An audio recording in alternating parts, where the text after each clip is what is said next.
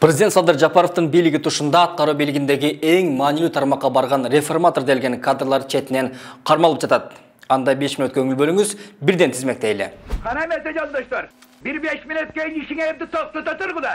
Ички иштер министрлиги 28 сентябрда кечинде Бешеналиев паралуу фактысына байланыштуу козголгон кылмыш ишинин алкагында кармалганын билдирди.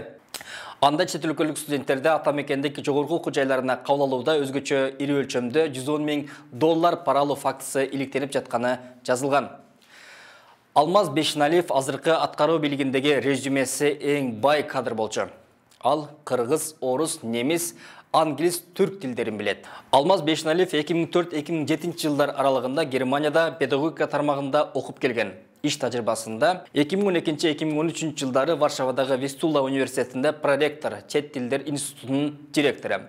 2013 жылы Түндүк Айова университетине илимий изилдөө боюнча чакыртылган профессор. 2016-17 жылдар аралыгында Джонс Хопкинс университетинде илимий изилдөө жана окутуу боюнча чакыртылган профессор. 2018 жылы Борбордук Азия регионалдык институтунун директору. 2021 жылы Кыргызстандын Женева шаарындагы Бириккен Улуттар уюмундагы жана башка эл аралык уюмдардагы өкүлү. 2021 жылы Кыргызстандын Швейцариядагы элчиси. 2020-21 жылдын апрель айына чейин билим берүү жана илим министри болуп иштеди. Азыркы бийлик ага билим берүү министрлигинин тизгинин 2-чи рет ишенип берген. Ал министрликти башкарып тургандагы эң көзгө басар реформасы 10-20 жылдап мектеп директору болуп иштегендерди толугу менен алып, конкурстун негизинде кайра тандоо кылган эле. Мына ушундай жол менен келе жатып, ИИМ аны кармадык деп жар салды. Сот желелерде бул окуяга ишенбеген активисттер пикирлерин жазып жатышат. Көпчүлүк азырынча кимиси кулакка кесмелип жатканын аңдай албай турат.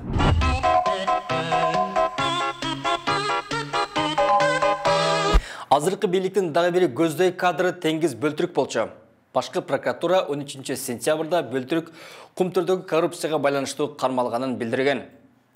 Буга чейин башкы прокуратура Кумтөрдү текшерүүдө ишкананын кызмат адамдарынын коррупциялык схемасын аныктап, мамлекетке 1 миллиард сомго жакын зыян келтирилгени такталганын маалымдаган. Бөлтүрүк Садыр Жапаровдун Кумтөрдү Кыргызстанга алуудагы улуу максатынын ишке ашышына түздөн-түз тиешеси бар кадр эле. Депутат Мирлан Самайкожо Бөлтүрүктүн кармалышын мындайча сүрөттөдү. Бөлтүрүктү карышкырга тиштетип ойноп отуруп алдык. Теңиз Бөлтүрүк жагдайды Садыр Жапаров өзү көзөмөлгө алат деп ишеним артып турганын айткан эле. Айланам, мени куткара көр. Азыркы бийликтин дагы бир көздөй кадры Доскулбек Мурзаевке башкы прокуратура 14 сентябрда кызмат абалынан кыянаттык менен пайдаланган деген негизде кылмыш иши козголгон. Бек Мурзаев энергетика министри кызматынан убактылуу четтетилди. Ал 2021 жылдын июнь айында министрлик кызматка дайындалган. Жана ошол учурда кыска аралыкта энергетика тармагын түп тамырынан өзгөртөм деп убада берген.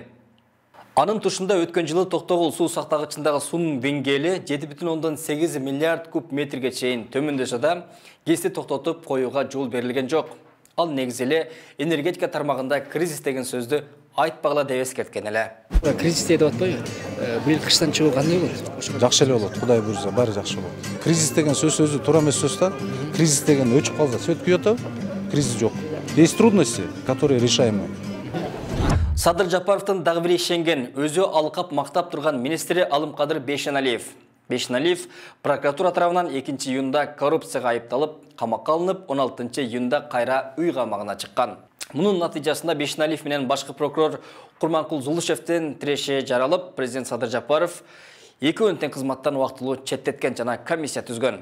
16 июнда Курманкул Зулушев кайра өз милдетин аткарууга киришти. Ошол эле күнү Бешеналиевке вакцинага байланыштуу козголгон кылмыш иши токтотулганын анын адвокаты Кайсын Абакиров билдирген жана Алымкадыр Бешеналиев биротоло кызматынан кетти. У коргошум менен аты чыккан Алымкадыр Бешеналиев Садыр Жапаровдун колдоосу бар экенин көп ирет айтып келген эле. Ал негизинен саламаттык сактоо тармагындагы мекемелерди көп жылдан бери башкарган белгилүү дарыгерлерди кызматынан алып, улуттуу реформага барып жатканын айткан. Журналисттерге байма-бай кызыктуу интервьюларды берип турчу. Он лопух. То есть и Эрнст Хашимович лопух? Да, он не пошел, знаешь, куда вот здесь девушки сидят, стоят. Я тебя послал бы куда-то. У тебя будут большие проблемы. Ошентип аткаруу бийлигинин эң жоопкерчиликтүү тармагы кумтөр, саламаттык сактоо, энергетика, билим берүү тармагына реформа жасайт делген кадрлары четинен кармалды. Бул окуялар коомчулукта азыркы учурда да кызуу талкууланып жаткан кез. Кийинкиси ким деген суроо менен жыйынтыктайбыз. Аман туруңуз.